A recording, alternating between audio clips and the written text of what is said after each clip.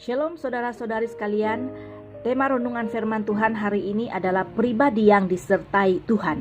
Kejadian 39 ayat 23, dan kepala penjara tidak mencampuri segala yang dipercayakannya kepada Yusuf.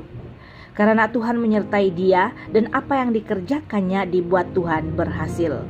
Saudara-saudari, Yusuf adalah orang pilihan Tuhan yang hidup dalam kebenaran, walaupun bukan berarti ia luput dari segala macam kesukaran hidup. Alkitab berkata dalam Yakobus 1 ayat 12, berbahagialah orang yang bertahan dalam pencobaan, sebab apabila ia sudah tahan uji, ia akan menerima mahkota kehidupan yang dijanjikan Allah kepada barang siapa yang mengasihi dia. Alkitab mengisahkan tentang perjalanan hidup Yusuf yang hari-harinya penuh diwarnai berbagai pergumulan hidup.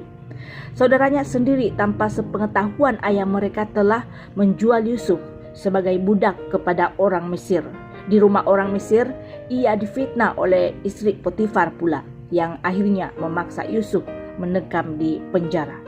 Meski melewati berbagai ujian, hidup Yusuf itu dia senantiasa disertai Tuhan.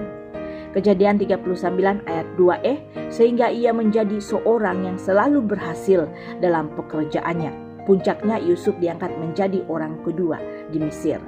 Belajar dari perjalanan hidup Yusuf ini dapat disimpulkan bahwa Tuhan turut bekerja dalam segala perkara untuk mendatangkan kebaikan bagi kita.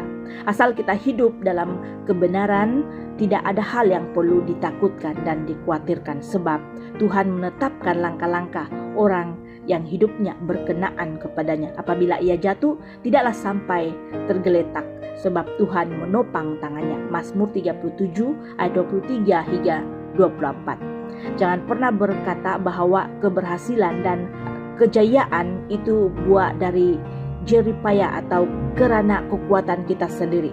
Sebab di luar aku, yaitu Tuhan, kamu tidak dapat berbuat apa-apa. Yohanes 15 ayat 5b. Kerana penyertaan Tuhan, Yusuf menjadi orang yang rendah hati. Sebaliknya, Tuhan murka terhadap orang-orang yang congkak. Bila hidup kita disertai Tuhan, tidak ada perkara yang mustahil. Pintu berkat, pintu kesempatan, pintu pemulihan, pintu kesembuhan, dan sebagainya dibukakan untuk kita. Wahyu 3 yang ke-7, apabila ia membuka, tidak ada yang dapat menutup. Apabila ia menutup, tidak ada yang dapat membuka. Jadi dalam penyertaan Tuhan selalu ada pengharapan.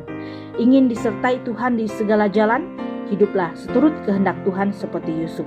Tuhan Yesus memberkati. Amin.